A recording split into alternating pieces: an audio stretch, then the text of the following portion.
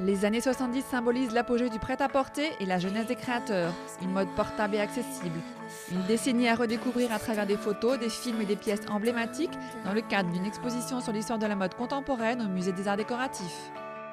Ayant écrit un livre sur l'histoire de la mode contemporaine, ayant identifié tous les défilés ou les collections majeures, j'avais plaisir très égoïste à revenir un peu sur des fondamentaux de la mode pour contredire des avis que l'on partage un peu trop fréquemment dans la mode, à savoir que tout se répète trop vite.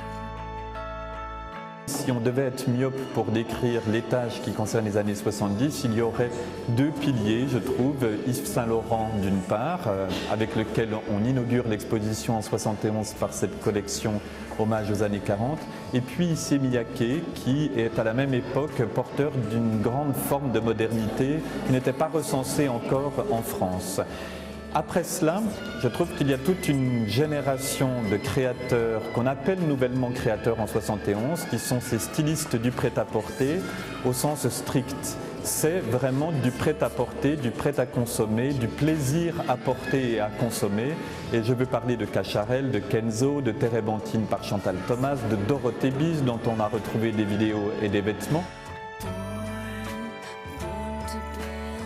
Dans les années 70, le mot prêt-à-porter a son vrai sens qu'il n'aura plus après. Les années 80, je dis souvent, sont un peu la nouvelle vague de la mode avec tous ces nouveaux créateurs et qui vont faire des exercices de style de podium, pas toujours diffusables pour le grand public, mais qui auront une influence tout de même. Les années 70, c'est vraiment une des dernières fois où les créateurs et la rue se rencontrent. On le voit bien d'ailleurs, la rue monte sur les podiums descendent dans la rue. Donc les années 70, en effet, ce dernier mouvement de masse démocratique, c'est le dernier grand élan de démocratisation de la mode.